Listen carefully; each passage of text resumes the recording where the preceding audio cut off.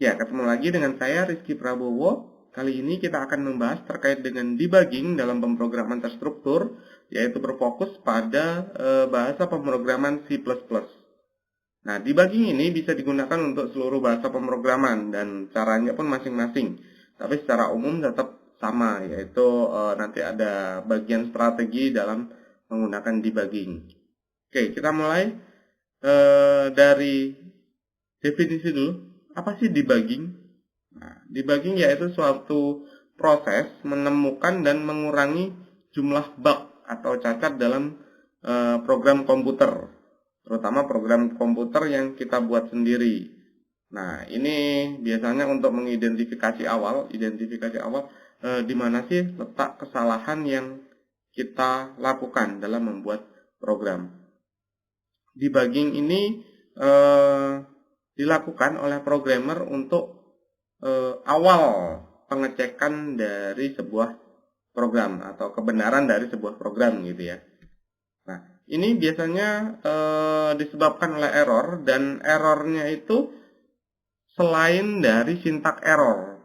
Jadi ada kan error ya, biasanya secara umum ada runtime error, kemudian ada sintak error, ada logic error. Jadi ini selain dari sintak error. Kalau sintak error biasanya dihandle oleh compilernya. Jadi compilernya akan mengecek apakah ada namanya sintak error. Kalau sintak error jadi tidak dilakukan oleh debugging atau debuggernya, tapi oleh si compilernya. Nah, macam error yang bisa dihandle oleh debugging yaitu runtime error, kemudian logic error. Runtime error ini apa sih? Ya, runtime error ini merupakan sebuah error yang programnya sebenarnya jalan. Ya, pada saat berjalan itu muncullah sebuah error. Nah, error ini biasanya langsung menyebabkan program yang kita jalankan itu terminated atau berhenti secara paksa gitu ya, langsung berhenti gitu. Nah, ini biasanya disebabkan oleh adanya bug ataupun program yang tidak benar atau bad program. Nah, contoh dari runtime error ini misalnya pada saat Anda melakukan input data. Input data misalnya data yang kita inginkan, misalnya kita melakukan penjumlahan gitu ya, atau pembagian gitu. Nah, pembagian biasa dilakukan dengan menggunakan tipe data float atau tipe data integer gitu ya. Penjumlahan juga seperti itu. Nah, tapi begitu Anda melakukan input, misalnya input data pertama.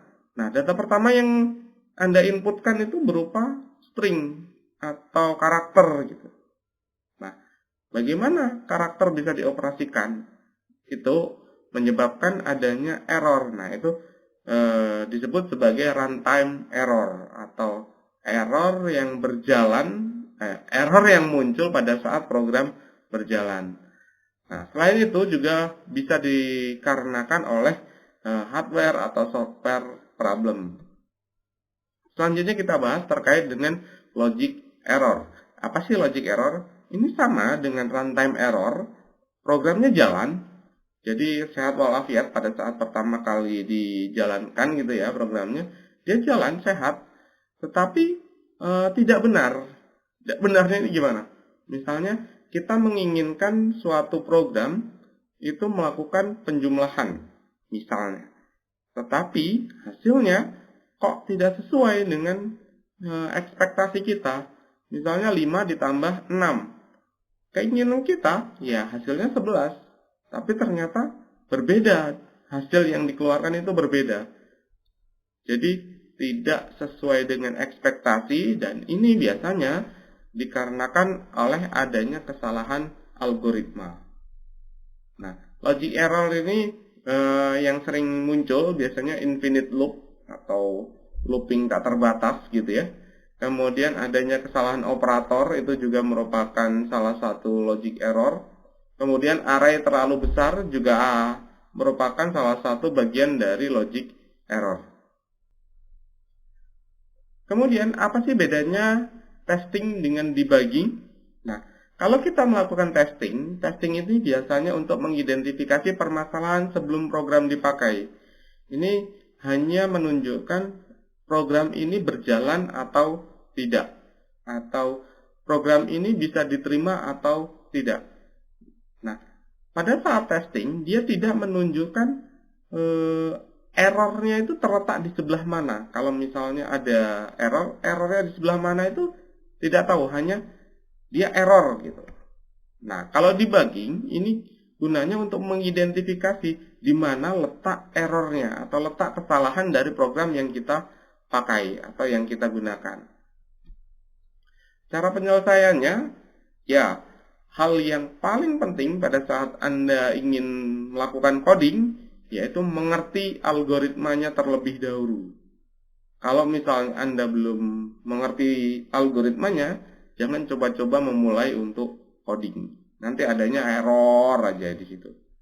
Nah, selanjutnya strategi debugging ini biasanya dibagi menjadi 3. Yang pertama tracing manual, yang kedua menggunakan fitur cetak, dan yang ketiga menggunakan debugger dari editor Anda. Nah, yang pertama tracing manual.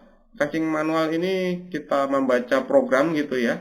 Kita sediakan kertas dulu, kemudian kita sediakan pena, kemudian skema dari program, kemudian baca programnya. Kita trace satu-satu, kita lakukan trace satu-satu dengan mencatat misalnya input, kita tulis di kertas, input pertama 0, input kedua 1, kemudian skemanya. Habis ini ngapain sih?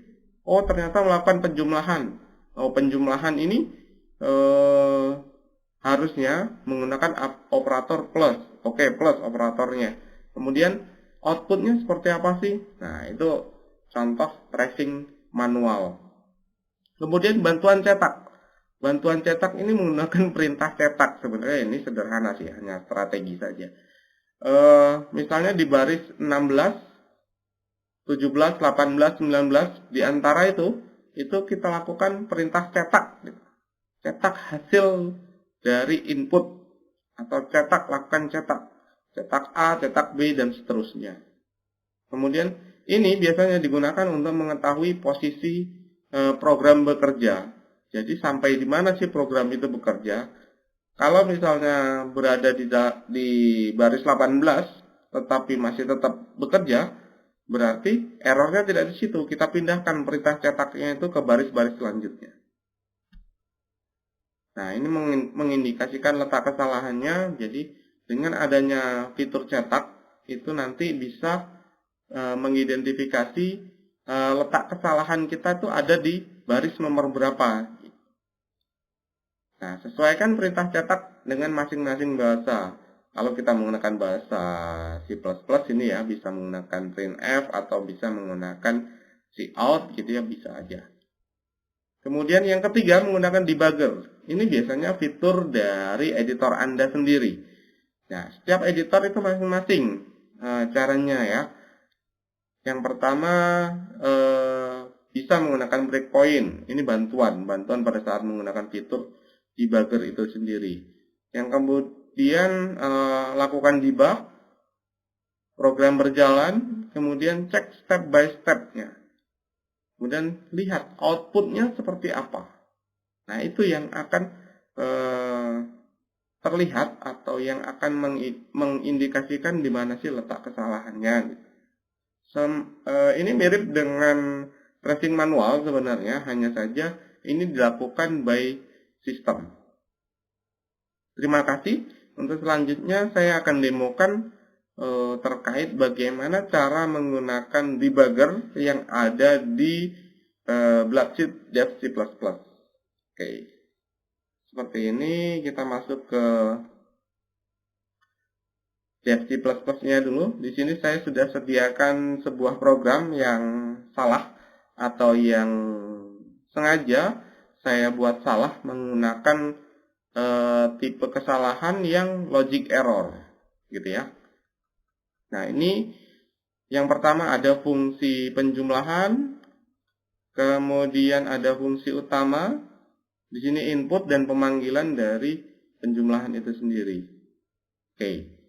Gini, cara menggunakan debugger ya, terutama ini yang menggunakan debugger. Kalau yang tracing manual nanti silakan Anda pelajari sendiri. Misal seperti ini. Yang pertama, silakan Anda klik di angka 15. Anda klik, maka dia akan menentukan atau menghasilkan sebuah breakpoint. Nah, seperti ini. Ada checklist kecil gini ya, dan merah gitu ya. Ini menunjukkan bahwasannya nanti programnya berhenti dulu di sini. Ya, berhenti dulu sebelum dia masuk ke penjumlahan ini. Nah, kita kan pengennya penjumlahan. Nah, di sini sengaja saya buat operatornya menggunakan minus. Ya, jadi tidak sesuai gitu ya. Kemudian di sini kita kasih breakpoint. Satu lagi. Nah, gitu. Kemudian kita kecilkan seperti ini. Biar nanti kelihatan. Di sebelahnya saya pengen ini nanti ada hasilnya di sebelah. Di sebelah dari codingan ini. Nah, saya sesuaikan biar semuanya kelihatan gitu ya. Oke, mari kita lakukan debugging. Setelah kita letakkan breakpoint, kita lakukan debugging seperti ini. Debug, klik di sini atau bisa menggunakan F5 ya. Debug A5 misalnya. B-nya berapa? Sampai di sini. Kita masukkan misalnya 6. Nah, sampai di sini. Ini breakpoint nih. Jadi warna biru. Breakpoint. Nah, ini selanjutnya kita lakukan yang ini nih. Into the line. Ya, into the line ya. Ini di sini saya tunjukkan, oke. Into the line maksudnya dia akan masuk ke dalam line ini sehingga memanggil fungsi yang ada di atas. Kita coba klik into the line. Nah, masuk ke fungsi atas, kemudian berhenti di sini ya. Hasil A minus B. Kita pengen penjumlahan tapi A minus B di situ. Ya, into the line, next lagi, klik lagi into the line. Kemudian into the line lagi. Sekali lagi, ini sampai di sini ya. Into the line. Nah, balik lagi ke sini. Dan di sini muncul hasilnya min 5. Berarti kesalahannya pada saat ada di fungsi tadi. Fungsi penjumlahan. Ini kan udah sampai gets nih, sampai di sini nih. Kursornya kedip-kedip di sini. Nah, ini cara menggunakan debugger dari editor kalian. Kalau sudah, ya stop execution. Sampai gets kan ya udah ya. Stop execution. Nah, seperti itu. Nah, tadi kan ada contoh yang menggunakan cetak nih. Sini, misal kita letakkan cetaknya di sini. Cout. Hasil. Kita pengen lihat hasilnya ini seperti apa sih? Oke. Nah, kita ulangi lagi misalnya menggunakan debugger tadi. Seperti ini, debug. Debug. Oke. Masukkan A, 5. B, 6. Oh, seperti ini. Sampai di sini cout. Oke, kita masuk ke sini ya. Karena tadi sudah dikasih breakpoint, jadi kita harus into the line. Into the line. Sampai di sini. A minus B. Kemudian into the line lagi. Set. Cout. Hasil ya. Ini baru mau mengeksekusi program yang ini nih. Baru mau. Jadi di sini belum mengeluarkan output. Kita lagi, sekali lagi, tik. Oh, min 1 sekarang. Benar nggak? 5 dikurangi 6. Benar ya, min 1 ya. Ternyata sampai dengan baris ke-8, dia min 1 hasilnya. Kemudian di sini, minus lagi. Hasilnya min 1, min 4. Into the line. Into the line.